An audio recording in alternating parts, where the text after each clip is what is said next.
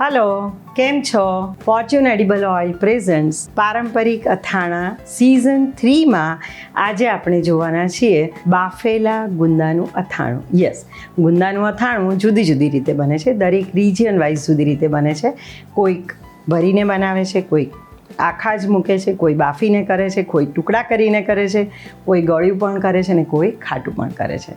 તો આજે આપણને બાફેલા ગુંદાનું અથાણું બતાવશે ફૂડ સે ફિટનેસના અંકિતા વંજારા. આજે આપણે બનાવીશું એકવાર બનાવી આખું વર્ષ ખાઈ શકાય એવું એકદમ ટેસ્ટી અને ચટાકેદાર બાફેલા ગુંદાનું અથાણું. તો hello friends, welcome back to food સે ફિટનેસ. હું છું અંકિતા વંજારા અને ચાલો રેસિપી શરૂ કરીએ. તો અહીંયા અથાણું બનાવવા માટે મેં લીધા છે 500 ગ્રામ જેટલા મીડિયમ સાઇઝના ગુંદા અને અથાણામાં થોડી ખટાશ આપવા માટે હું વાપરી રહી છું એક મીડિયમ સાઇઝની અને વજનમાં 250 ગ્રામ જેટલી રાજાપુરી કેરી. જે કેરી લીધી છે એ કેરીની આપણે છાલ કાઢી લેશું. આ રીતે આપણે ઝીણું છીણ કરી અને કેરીને ખમણી લેશું. 1 ટેબલસ્પૂન મીઠું અને 1 ટીસ્પૂન હળદર પાવડર ઉમેરી સારી રીતે મિક્સ કરીશું. તો હવે અહીંયા લગભગ 30 મિનિટ જેટલો સમય થયો છે. જે ખાટું પાણી અલગ થયું છે એને કાઢી લેવાનું છે. હળવા હાથે એને પ્રેસ કરીશું. આ પાણીને આપણે ફેંકવાનું નથી. આ પાણીનો ઉપયોગ આપણે ગુંદા બાફતા સમયે કરવાના છીએ. ગુંદાને બાફતા સમયે આપણે એક વાતનું ખાસ ધ્યાન રાખવાનું છે કે ગુંદાનો ટોપીનો ભાગ નથી કાઢવાનો. એની અંદર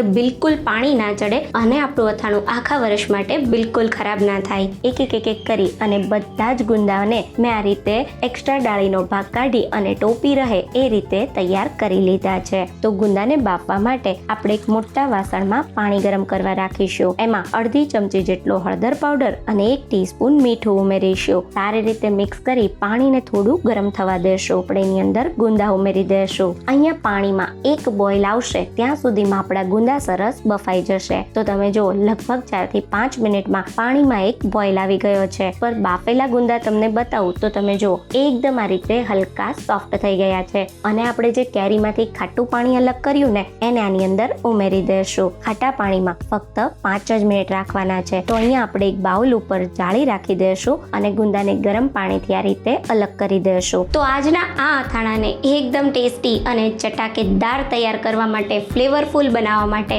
હું વાપરી રહી છું ફોર્ચ્યુન ફિલ્ટર્ડ ગ્રાઉન્ડનટ ઓઇલ. આજનું અથાણું એકદમ ખાસ બનવાનું છે ફોર્ચ્યુનના શીંગ તેલ સાથે. તો અથાણું બનાવતા પહેલા ગેસ પર આપણે કડાઈ રાખી દઈશું અને તેલને ગરમ કરીશું જેથી તેલનો જે કાચો સ્વાદ છે એ દૂર થઈ જાય. તો ગેસ ઓન કરી દઈશું અને આની અંદર આપણે 1 થી 1.5 કપ જેટલું તેલ ગરમ કરવા મૂકીશું. તો અહીંયા આપણું તેલ એકદમ સારી રીતે ગરમ થઈ ગયું છે. અથાણામાં ક્યારેય ગરમ તેલ નહીં ઉમેરવાનું. તો અહીંયા આપણા બાફેલા જે ગુંદા હતા એ હવે એકદમ કમ્પ્લીટ ઠંડા થઈ ગયા છે. તો ગુંદાની અંદર આપણે મસાલો ભરવાનો છે, જેના માટે આપણે શું કરીશું, ગુંદાનો જે કેપનો ભાગ છે એને આ રીતે આપણે કાઢી લેશું. અને તમે જો આ રીતે હળવા હાથે હું ગુંદાને પ્રેસ કરું તો આસાનીથી ગુંદું તૂટી જાય છે. ચમચીના પાછળના ભાગથી આ રીતે એકદમ સરસ થળિયાને આપણે કાઢી લઈએ. તો હવે અહીંયા તમે જુઓ મેં બધા જ ગુંદાને મસાલો ભરવા માટે તૈયાર કરી લીધા છે. તો હવે લેશું 200 ગ્રામ જેટલો અથાણાનો મસાલો. હવે આની અંદર આપણે પાણી કાઢેલી કાચી કેરીનું છીણ ઉમેરી દેશું અને એને એકદમ સારી રીતે મિક્સ કરી લેશું. એકદમ પરફેક્ટ મસાલો તૈયાર થઈ ગયો છે. તો હવે હળવા હાથે એક કરી અને બધા જ ગુંદાની અંદર આપણે મસાલો ભરી દેવાનો છે. અને જે મસાલો વધ્યો છે એને આપણે ગુંદાની ઉપર આ રીતે થોડો ફેલાવી દેશું. તો આ સ્ટેજ પર આપણે 1 થી 1.25 કપ જેટલું